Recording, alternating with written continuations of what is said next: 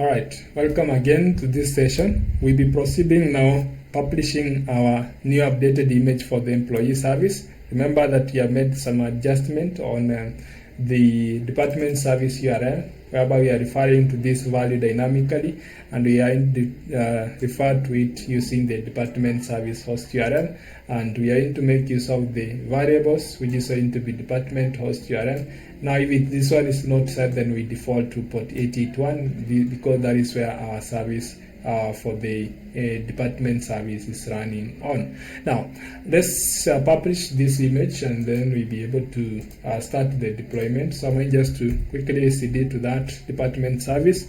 I'm going again to do maven clean package git build, then this keep tests equal to true, just to ensure that I'm not taking more time to run the test for now. Let's wait for the deployment of the image to be published on Docker Hub, and then we can be able to restart our service.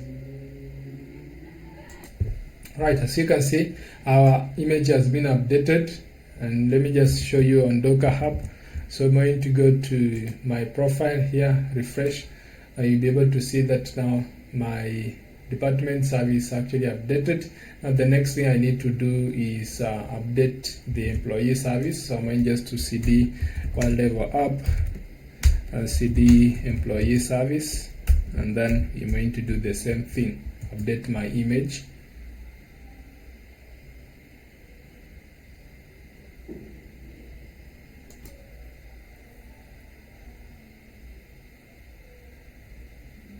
Alright, so also my employee service image has been updated.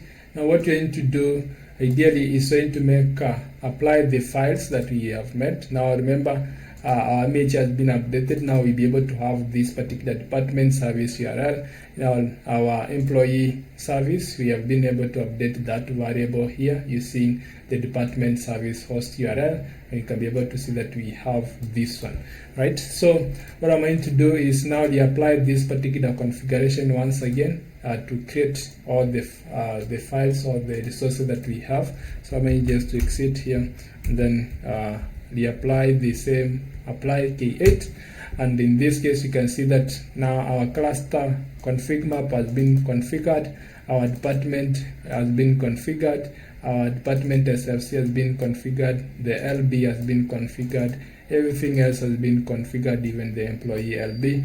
And now the unchanged values are the MySQL PV, PVC, and then the MySQL service, right? So the stateful set and also the service for MySQL. Now let's see whether our pods are running. So get pod. You can see that now we have the employee running, but then in this case there's the old instance which is ending NLDBC. Now our new employee service is this one. All right. So we are going to see the logs for this. So I'm going just to copy that and come here and say you're going to do kubectl logs -f, and then you're going to have that. Right, you can see that our employee service has been updated. Now let's do again. We are going to expose our services once again. I'm going to stop this one and stop this one also, so that we can be able to pick the new ports. So run the employee LB, and then also run the department LB. So you're going to start with those. So for the employee LB, we need to make use of this port to make our resources. We'll be able to discuss how we can make use of Ingress to dynamically refer to these services. So for now, we can just have to start those services manually. So our employee service is going to be come and here, go to the employee service. Then I'm going to update that port information to this one, host information to 5619, and then now for the department service running on port 5697, right? So I'm going just to go to the department service also and update that to port 5697. Let me confirm that everything is actually okay. Let me create another department here, let's say engineering. Right, so I'm going to send this request.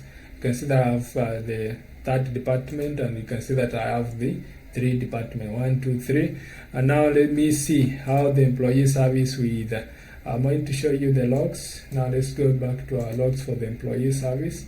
Make the request to get all the employees. So I'm going to go here, send the request, and you can see that we're able to make that query, and you can see that we have the data, right?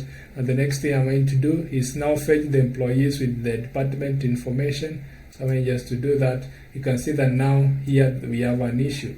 It's trying to do it. It's trying to make some conversion of some value, and it's not able to do that. So let's just quickly confirm that everything else is okay. So we got a string with the department. All right. So quickly we're going to do a get request. Okay.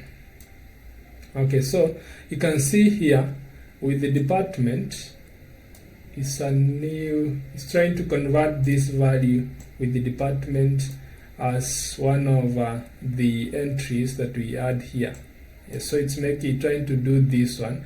So let's check on what possibly we'll be able to do in terms of this adjustment. Okay.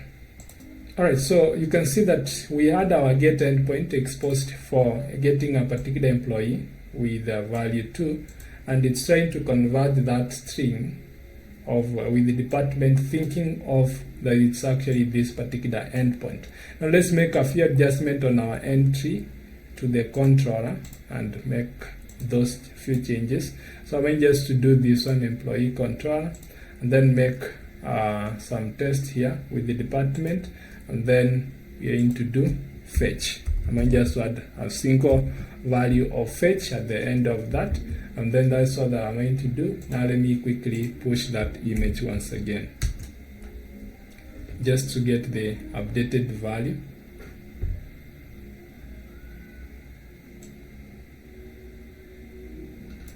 Right, so that we can be able to go to /fetch to be able to fetch with the department, because it's trying to make the same call to employee, thinking of with the department being a number. All right, so we are going to bypass that and make use of this particular path to be able to have our conversion go through in terms of the last endpoint of fetching with department. Right, so quickly, that means the adjustment within our endpoint is going to be /fetch. Alright, so it's going to be /fetch. Alright, so without wasting time, let's just again reapply the files. Alright, so I'm going just to do something here. I'm going just to do get deployment. Let me just show you. You can see get the deployment. I'm going just to delete deployment. So in this case, I'm going just to do delete deployment, and I'm going to delete the deployment for the employee. So for now, I'm going just to do that. So you can see that now if we try to get ports, then you can be able to see that only the department and MySQL are running. Now let me reapply the files once again. Apply K8 and check everything. Alright, so that means our employee service LB will be changed. Alright, so let me confirm that the department service is still the same. So if I try to list the data here, I still have the department, but then if I try to list the employees, you'll be able to see that this one is no longer referring to the same host. You can see that it's fading connection. So we need to confirm our new service for LB. In this case, we are just to run the employee service once again and get the new IP. Right, so it's just going to be this one. So let me copy it from here and adjust it here. Right, so that said, then now we can try to list the employees. It's still not yet able to connect. Let's just confirm that the ports are running okay. Get port still not yet up, so let's just see the logs for this. Logs, then supply the port name. In this case, we are going to have this one. It's trying to start. and now it started. Now let's confirm that our endpoint is going through. It's not yet, so let's just again send the request. Yeah, now we have our values working. Now let's try to make the call to fetch information with the department. Now you can see that it's complaining that we don't have this with the department/fetch. Let's quickly confirm what happened in this case. So what we're going to do is a bit simple. We can be able to remove the image or pull the image once again, because we need to recreate using a new image. So let me quickly do that, show you. So if you want to see the images that are here, you're going to do Minikube images ls, and then you're going to do format -format equal to you're going to do short table, sorry, you're going to do table. Right, with that, so sorry, image Minikube, yeah, we need B here. So Minikube images ls format table, and then it should be image, so you can be able to see our latest image. So what we're going to do, we are going to delete some of the images to do with the employee service, that we can be able to pull the new one once again. So I'm going to go to Docker employee service. This is my image name. I'm going just to delete that, and it's going to be image rm, and then I'm going to the image ID, and in this case you can see that it's still running. So I'm going just to do delete. So I'm going just to do, instead of apply, I'm going to delete all the services, delete, and now it's going to delete everything. And now once I reapply, then everything will be okay. So let me reapply all the services. So let me confirm that there is no pod that is running. Right, so let's just reapply. In this case, we are going to reapply all the services. And now let's get pod, and we check our employee is running. All right. So what we're going to do is check the logs once again. All right, yeah, starting up.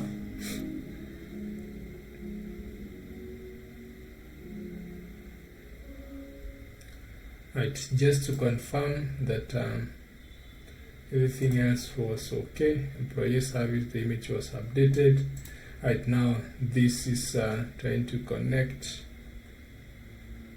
Okay, so what we can confirm, what is the image ID for our employee service? So in this case, we are running which service?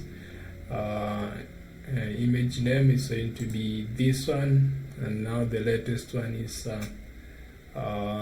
tags. You can see within the tags we have 1.0. That's what we are going to run. We confirm our employee service is running on 1.0. So employee deployment, which image version? It's running on 1.00. So that's all that we need to do. Let's now restart our services, because they have changed. LB for department, and we run this one for employee, and you can see that now we have this one for the department service, host for department service.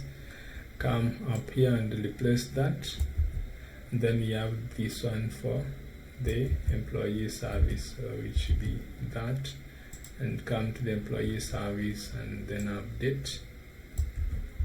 Right, so let me confirm that this is okay still.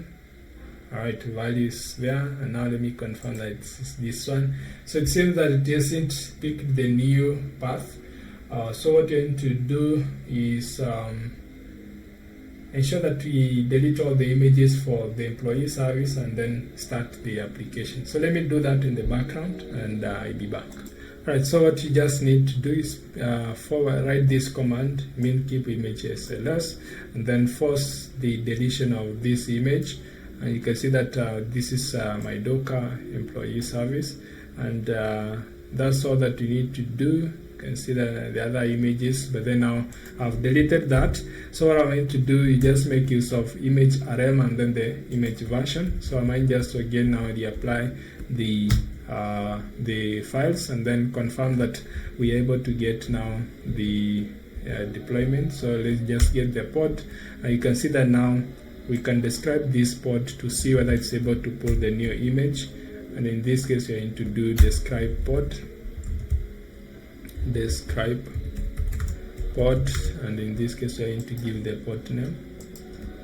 This is going to be, should be this pod name. Okay, let me do get pod. Then we're going to do describe pod, and this pod is going to be this one, this creating. And you can see that it's still pulling the image for the latest updates. So the other thing that you can do to have that fixed on whenever you do that is to ensure that the image pull policy is always which is the default ideally. Image pull policy. So if you check here, containers, then image pull policy, this one is going to be always, which is ideally the default. So one of always, never, if not present, defaults to always. So that's by if the latest tag is specified. So that's the issue here, is that if we don't have the latest tag, then it's going to make use of the old image. So ensure that this one is going to be always, and what you're going to do is that we are going to ensure that that is all that happens. So I'm going to switch our images so that whenever we push any image, it becomes the latest without using the version number. So what we're going to do here once again is going to be get pod. Now it should be running. Now let's confirm the logs for this one and confirm that it's actually running. And now we pasted that. Okay, this get pod. That command get pod, and now we can be able to see the logs of this by using logs, and then we paste the value of the pod. You can see that it's actually running. All right, now everything else is okay.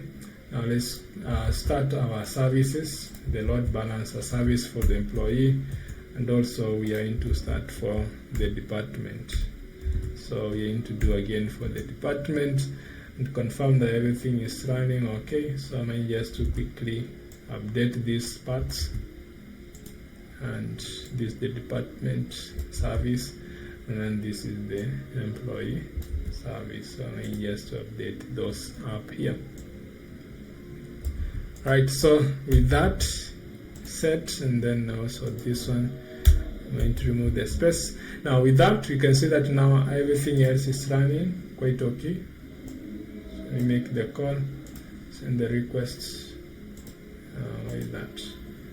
Okay, so we need to do send requests, update department, it's fading to respond. Okay, so it's waiting. Okay, so into 564. Okay, right, so let's see.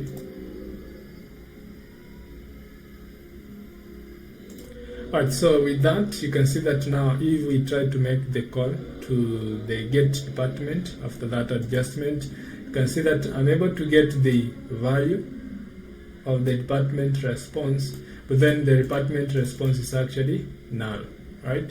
Because my department ID is 0. Okay, so let me see if I had some department ID 3 here.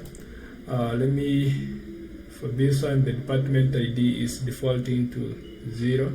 So that means I needed to create new department for this case.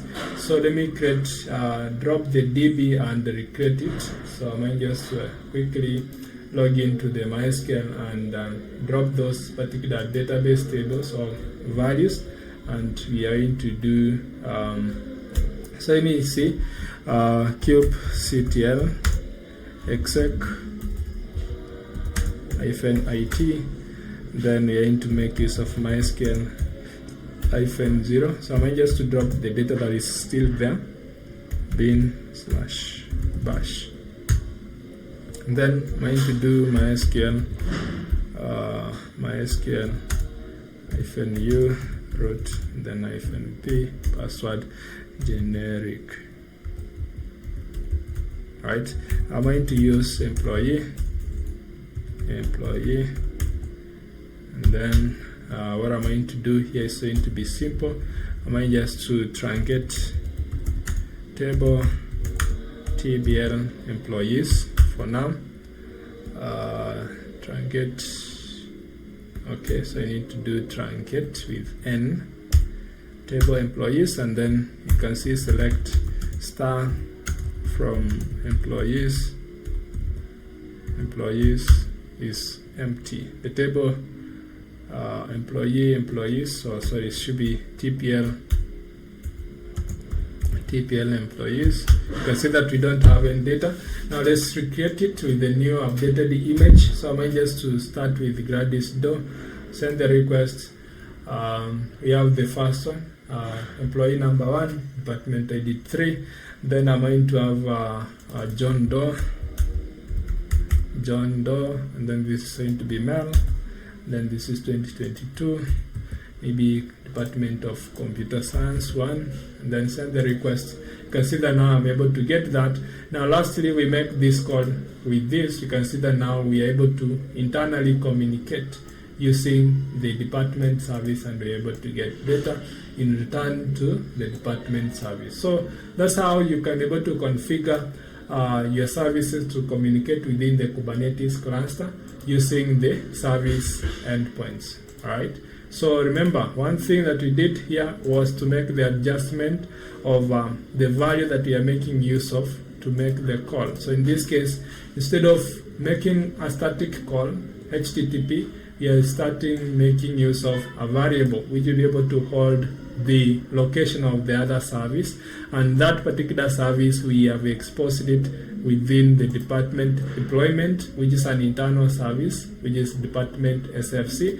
And now we created a cluster config map for that particular department host, whereby you can be able to access any service which is deployed on port 8080. You can make use of HTTP, the service name, without any port information, and you're able to make that particular call. So that's all that you need to do. And now within the deployment file, you configure the department service host URL, and this one is going to refer to the department service host within the config map. All right. Now this is going to refer to this, which ideally refers to the host of the service. All right, the internal service which you exposed within the department SFC. And this particular department SFC is running on port 880 and targeting ports which are running on port 881 with the label of department. So any port running on 881 which has a label of department, app department, then it's going to be targeted by this department SFC. That's a highlight of how you can be able to deploy our microservices within the Kubernetes cluster. Now in the next phase, what we'll be doing will be looking at the Spring Cloud implementation of various and its features that we can make use of within our microservice architecture. So thank you for watching. Remember to subscribe. Try to do up to this point. In case you find an issue, just comment on the video. You'll be able to respond and also try to help you unlock your full potential. And then at the same time, remember to share, like, and comment on our videos that we can be able to get other guys to come and learn the same concepts. Thank you for watching the video. Bye bye. Till next time.